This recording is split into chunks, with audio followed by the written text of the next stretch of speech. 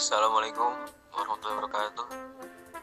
Perkenalkan, saya Dava Raffiansyah dengan NIM 2020730024. Saya di sini sebagai ketua kelompok 3. Selanjutnya ada sekretaris kelompok 3, yaitu Cahya Maharani. Saya Cahya Maharani dengan NIM 2020730020. Saya di sini sebagai sekretaris kelompok 3. Selanjutnya ada anggota-anggota dari kelompok 3. Assalamualaikum warahmatullahi wabarakatuh. Perkenalkan, nama saya Cut Aliafona dengan NIM 2020730022. Di sini saya akan menjelaskan tentang respirasi atau pernapasan. Respirasi atau pernapasan adalah ketika oksigen bergerak dari atmosfer menuju ke dalam sel-sel dan mengeluarkan CO2 dari sel ke udara bebas. Nah, respirasi atau pernapasan terbagi menjadi dua macam, yaitu respirasi seluler atau internal dan respirasi eksternal.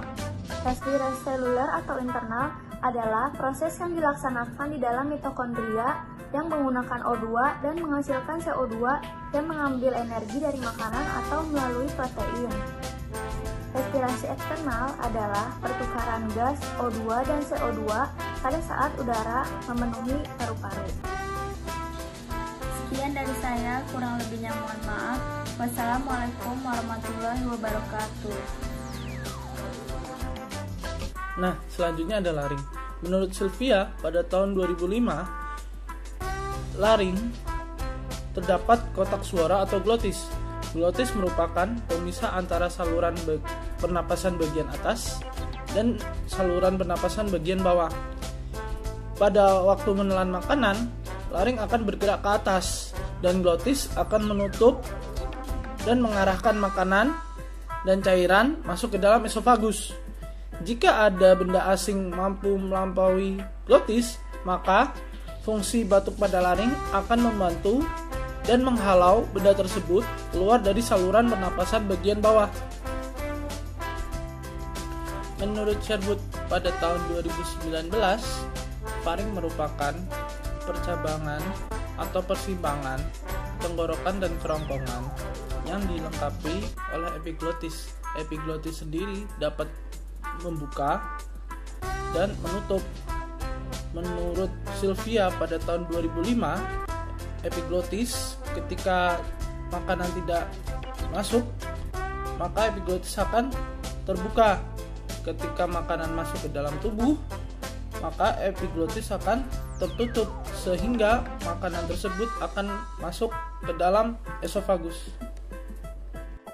Assalamualaikum warahmatullahi wabarakatuh. Perkenalkan, nama saya Chandra Purnama dengan nomor NIM 2020730021. Di sini saya akan menjelaskan bagian-bagian hidung, fungsinya, dan tahapan-tahapan penyaringan udara menggunakan bulu-bulu yang ada di hidung. Yang pertama ada lubang hidung, fungsinya sebagai tempat masuknya udara. Yang kedua ada septum atau pemisah lubang hidung, fungsinya untuk kelembapan rongga yang ada di dalamnya. Yang ketiga ada rongga hidung, fungsinya sebagai tempat masuknya udara menuju tenggorokan. Yang ketiga ada silia atau bulu hidung, fungsinya sebagai penyaring udara yang masuk. Yang kelima ada serabut saraf bau, fungsinya sebagai penerima rangsang berupa bau. Yang keenam ada sapu tendir, fungsinya menghasilkan mungus atau ingus. Mungus atau ingus fungsinya melindungi kita dari berbagai macam kotoran dan bakteri. Selanjutnya, saya akan membahas tahapan-tahapan penyaringan udara menggunakan rambut-rambut yang ada di hidung. Yang pertama, udara masuk ke dalam hidung. Yang kedua, udara akan disaring dari partikel debu menggunakan rambut-rambut yang ada di hidung. Yang ketiga, udara dihangatkan lalu dilembabkan. Ketiga tahapan tersebut merupakan fungsi utama dari mukosa respirasi yang terdiri dari epitel toraks bertingkat, bersilia, dan bersel Golgi. Debu kasar akan disaring oleh rambut hidung, sedangkan debu halus akan terjerat oleh mukus. Gerakan pada silia akan mendorong lapisan mukus ke dalam rongga hidung dan akan menuju faring. Partikel halus akan tertelan atau dibatukan keluar. Sekian dari saya, kurang lebihnya mohon maaf. Wassalamualaikum warahmatullahi wabarakatuh. Assalamualaikum warahmatullahi wabarakatuh. Perkenalkan, nama saya Dea Ayu Wulandari NIM 2020730025, saya akan menjelaskan tentang anatomi dan fisiologi yang berhubungan dengan alat pernapasan, yaitu trakea. Baik, trakea atau yang biasa kita kenal sehari-hari dengan istilah tenggorokan. Trakea ini tersusun atas 16-20 cincin tulang rawan. Trakea ini juga tersusun atas 3 bagian. Yang pertama, cincin tulang rawan yang berotot polos yang terletak pada bagian tengah. Yang kedua, jaringan ikat pada lapisan luar. Dan yang ketiga, epitel bersilia pada bagian dalam. Trakea ini juga merupakan jalan nafas dari hidung menuju ke paru-paru. Sekian dari saya. Assalamualaikum warahmatullahi wabarakatuh. Bismillahirrahmanirrahim. Assalamualaikum warahmatullahi wabarakatuh. Perkenalkan, nama saya Winda Ayu Setiawan dari Fakultas Kedokteran Universitas Muhammadiyah Jakarta. NIM 2021 071 006 akan menjelaskan tentang bronkus. Pertama-tama, apa itu bronkus? Bronkus merupakan bagian dari trakus trakea bronkial atau struktur yang terdiri atas trakea hingga bronkus dan bronkiolus. Bronkus itu sendiri merupakan kaliber jalan udara yang menyampaikan udara ke paru-paru kita. Bronkus memiliki 2 cabang, yaitu bronkus kanan dan kiri, sesuai dengan paru-paru kita kanan dan kiri. Bronkus memiliki cabang yang lebih pendek dan kecil atau yang kita sebut sebagai bronkiolus. Bronkus kanan memiliki 3 cabang bronkiolus, sedangkan bronkus kiri kita memiliki 2 cabang bronkiolus. Bronkus kanan lebih rentan terhadap penyakit dikarenakan bronkus kiri kita memiliki struktur yang lebih datar. Struktur bronkus dan trakea hampir mirip, namun yang membedakan adalah bronkus memiliki dinding yang lebih halus. Bronkus juga memegang peran yang penting dalam kehidupan kita. Salah satunya adalah untuk menghasilkan dahak. Dahak berfungsi untuk mencegah iritasi yang akan terjadi di sistem pernapasan kita. Fungsi lain adalah untuk mengeluarkan debu atau partikel-partikel kecil dari paru-paru kita. Hal ini dikarenakan bronkus memiliki silia atau bulu-bulu besar yang berfungsi untuk menyaring dan mencegah debu atau partikel-partikel kecil masuk ke dalam paru-paru kita. Yang terakhir adalah fungsi bronkus sebagai tempat difusi udara.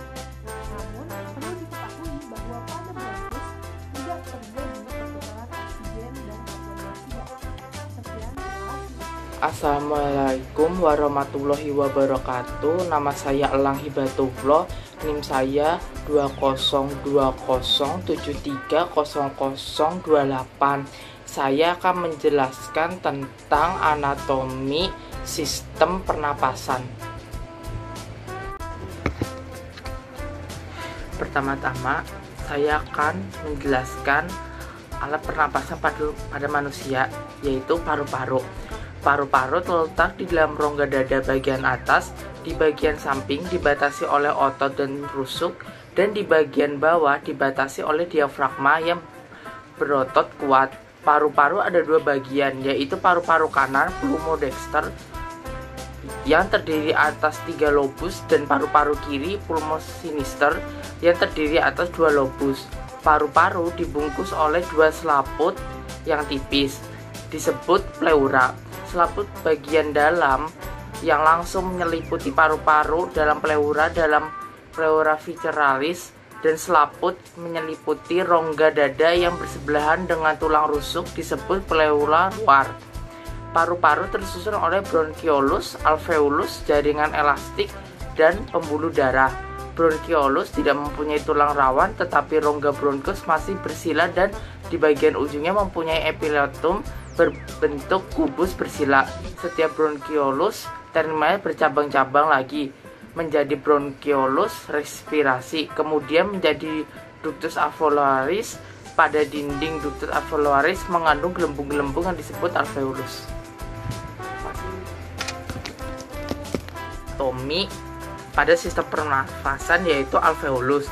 Alveolus kantong berdinding sangat tipis berada bronchioli terminalis, tempat terjadi pertukaran oksigen dan karbon dioksida antara darah dan udara yang dihirup. Jumlahnya 200-500 juta. Bentuknya bulat poligonal, septa antar alveoli disokong oleh serat kolagen dan elastis halus. Sel epitel terdiri sel alveolar gepeng, sel alveolar tipe 1, sel alveolar besar, sel alveolar tipe 2.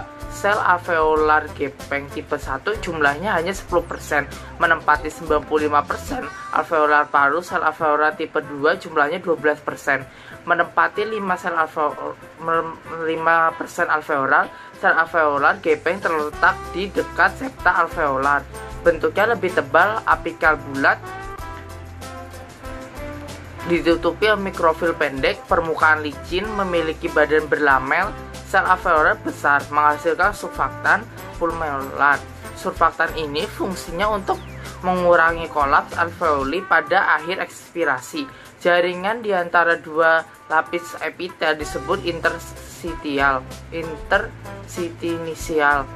mengandung serat sel septa, fibrosis, sel emas, sedikit limfosit. Septal tipis di antara alveoli disebut porikon.